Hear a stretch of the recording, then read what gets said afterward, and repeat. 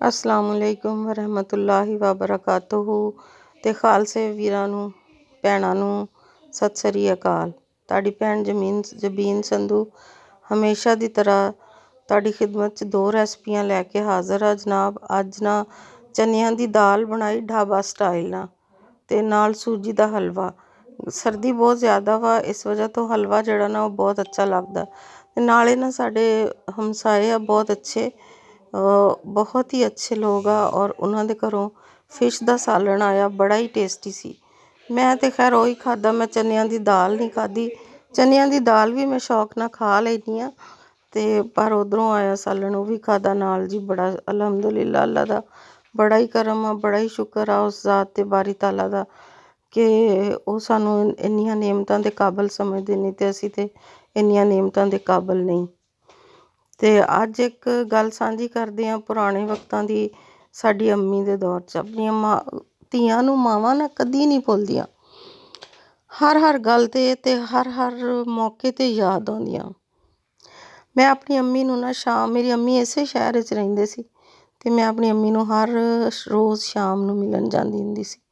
ਪਹਿਲੇ ਤਾਂ ਉਹ ਮੇਰੇ ਕੋਲ ਆ ਜਾਂਦੇ ਸੀ ਜਦੋਂ ਮੈਂ ਜੋਬ ਕਰਦੀ ਸੀ, ਫਿਰ ਉਹ ਨਾ ਆ ਸਕੇ ਤੇ ਮੈਂ ਜਾਣਾ ਸ਼ੁਰੂ ਕਰ ਦਿੱਤਾ। ਬਿਮਾਰ ਹੋ ਗਏ ਸੀ, ਠੀਕ ਨਹੀਂ ਰਹਿੰਦੇ ਸੀ, ਤੇ ਮੈਂ ਜਾਣਾ ਸ਼ੁਰੂ ਕਰ ਦਿੱਤਾ ਆਪਣੀ ਮਾਂ ਕੋ। ਇੱਕ ਰਾਤ ਮੈਂ ਆਪਣੀ ਮਾਂ ਕੋ ਗਈ ਸ਼ਾਮ ਦੇ ਟਾਈਮ, ਤੇ ਮੇਰੀ ਮਾਂ ਨੇ ਨਾ ਛੋਟੇ ਜਿੰਨੇ ਪਾਊਚ 'ਚ ਨਾ ਆਪਣਾ ਜ਼ੇਵਰ ਪਾਇਆ ਹੋਵੇ ਸਾਰਾ, ਤੇ ਮੈਨੂੰ ਕਹਿੰਦੇ ਆ ਪੁੱਤਰ ਜਾਂਦੀ ਹੋਈ ਨਾ ਆ ਲੈ ਜਾਈ। ਤੇ ਮੈਂ ਉਹਨਾਂ ਨੂੰ ਕਿਹਾ, ਮੈਂ ਕਿਹਾ ਅੰਮੀ ਅੱਲਾ ਤੁਹਾਨੂੰ ਪਾਉਣਾ ਨਸੀਬ ਕਰੇ, ਪਹਿਨਣਾ ਨਸੀਬ ਕਰੇ, ਮੈਂ ਕਿਉਂ ਲਵਾਂ।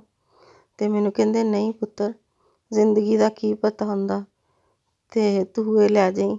ਤੇਰੀਆਂ ਧੀਆਂ ਵੀ ਆ, ਪੁੱਤਰ ਵੀ ਆ, ਤੇਰੀ ਔਲਾਦ ਆ, ਤੂੰ ਉਹਨਾਂ ਨੂੰ ਵੀ ਵਿਆਹੁਣਾ। ਮੇਰੀਆਂ ਨਿਸ਼ਾਨੀਆਂ ਤੁਹਾਡੇ ਕੋਲ, ਯਕੀਨ ਕਰੋ ਕਿ ਉਹ ਜਿਹੜੀ ਮੇਰੀ ਮਾਂ ਦੀ ਚੇਨ ਸੀ ਨਾ, ਉਹ ਮੇਰੇ ਕੋਲ ਹਾਲੇ ਤੱਕ ਮਹਿਫੂਜ਼ ਆ। ਮੇਰੀ ਅੰਮੀ ਨੂੰ ਗਿਆ ਕੋਈ 20 ਵਰ੍ਹੇ ਹੋ ਗਏ।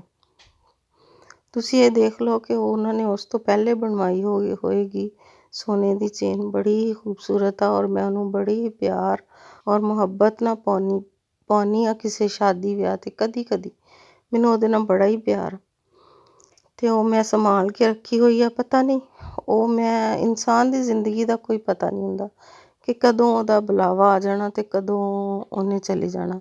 ਇਹ ਦੇਖ ਲਓ ਤੁਸੀਂ, ਸਾਡਾ ਮੁੰਡਾ, ਮੈਂ ਇੱਕ ਦਿਨ ਪਹਿਲੇ ਵੀਡੀਓ ਪਾਈ ਸੀ, ਛੋਟੀ ਜਿਹੀ ਉਮਰ 'ਚ ਉਹਨੂੰ ਹਾਰਟ ਅਟੈਕ ਹੋਇਆ ਵਿਚਾਰੇ ਨੂੰ, ਤੇ ਇਸ ਦੁਨੀਆ ਤੋਂ ਚੱਲਦਾ ਬਣਿਆ। ਤੇ ਅਸੀਂ ਵੀ ਚਲੇ ਜਾਣਾ। ਚੀਜ਼ਾਂ ਦੀ ਮਿਆਦ ਆ, ਇਨਸਾਨ ਦੀ ਮਿਆਦ ਨਹੀਂ। ਮੇਰੀ ਮਾਂ ਦੀਆਂ ਨਿਸ਼ਾਨੀਆਂ ਦੇਖੋ ਜੀ ਪਈਆਂ, ਤੇ ਮੇਰੀ ਮਾਂ ਨੂੰ ਗਿਆ ਇੰਨੇ ਸਾਲ ਹੋ ਗਏ। ਤੇ ਉਹ ਚੇਨ ਹੁਣ ਮੈਂ ਵੀ ਸੰਭਾਲ ਕੇ ਰੱਖੀ ਹੋਈ ਆ। ਪਤਾ ਨਹੀਂ ਕੋਈ ਵਕਤ ਉਹ ਵੀ ਹੋਏਗਾ ਕਿ ਉਹਨੂੰ ਮੇਰੀਆਂ ਧੀਆਂ ਸੰਭਾਲ ਲੈਣਗੀਆਂ।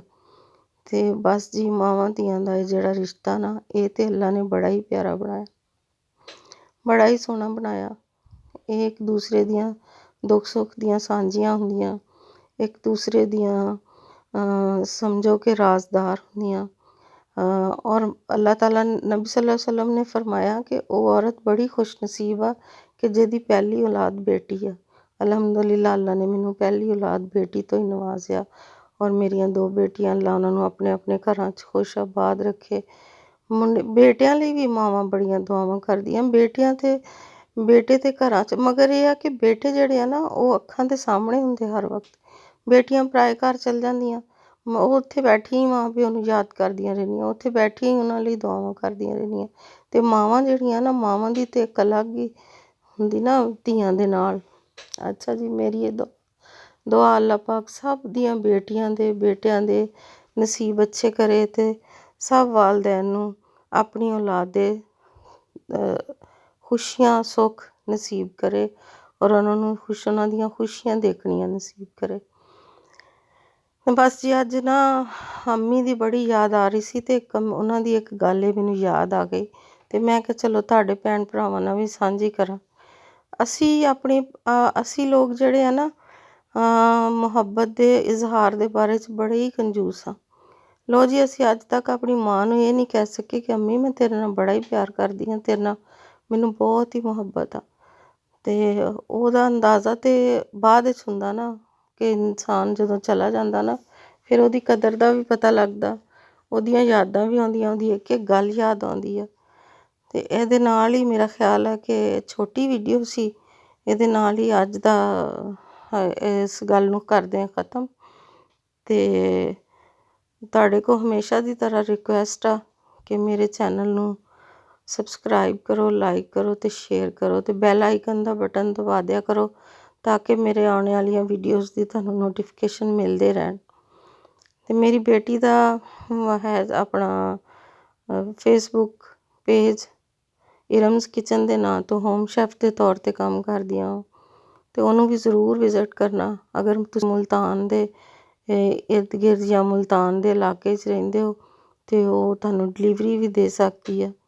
ਤੁਸੀਂ ਉਹਦਾ YouTube ਚੈਨਲ ਆ ਇਰਮਸ ਕਿਚਨ ਐਂਡ ਯੂਸਫ ਕਮਰ ਇੰਟਰਪ੍ਰਾਈਜ਼ਿਜ਼ ਦੇ ਨਾਂ ਤੋਂ। ਯੂਸਫ ਮੇਰਾ ਨਵਾਸਾ ਜੀ, ਕਦੀ ਆਉਣਗੇ ਤਾਂ ਇੱਕ ਵੀਡੀਓ ਬਣਾਈ ਵੀ ਸੀ, ਆਏ ਸੀ ਇੱਥੇ ਛੁੱਟੀਆਂ 'ਚ। ਹੁਣ ਆਏ ਤਾਂ ਇਨਸ਼ਾ ਅੱਲਾਹ ਤਾਲਾ ਫਿਰ ਬਣਾਉਂਗੀ ਉਹਨਾਂ ਦੀ ਵੀਡੀਓ ਅਤੇ ਤੁਹਾਨੂੰ ਸਾਰਿਆਂ ਨਾਲ ਉਹਨਾਂ ਦਾ ਤਾਰਫ ਕਰਾਉਂਗੀ। ਮਾਸ਼ਾ ਅੱਲਾਹ 3 ਬੱਚੇ ਆ ਉਹਦੇ, ਬੇਟੀ 2 ਬੇਟੀਆਂ 1 ਬੇਟਾ। ਸਾਰਾ ਦਿਨ ਇੱਥੇ ਜਦੋਂ ਆਉਂਦੇ 4 ਦਿਨ ਰੌਣਕ ਲਾ ਕੇ ਚਲੇ ਜਾਂਦੇ ਆ। ਵੈਸੇ ਸਾਰਾ ਦਿਨ ਫੋਨ 'ਤੇ ਵੀਕਐਂਡ 'ਤੇ ਲੱਗੇ ਰਹਿੰਦੇ। ਵੈਸੇ ਤਾਂ ਬੱਚਿਆਂ ਦਾ ਬੜਾ ਟਫ ਸ਼ਡਿਊਲ ਆ, ਛੁੱਟੀ ਨਹੀਂ ਹੁੰਦੀ। ਅਤੇ ਇਹਦੇ ਨਾਲ ਹੀ ਆਪਣੀ ਭੈਣ ਜਬੀਨ ਸੰਧੂ ਨੂੰ ਦਿਓ ਇਜਾਜ਼ਤ। ਆਪਣੇ ਆਪਣੇ ਘਰਾਂ 'ਚ ਖੁਸ਼ ਆਬਾਦ ਰਹੋ। ਅੱਲਾ ਹਾਫਿਜ਼, ਅੱਲਾ ਹਾਫਿਜ਼।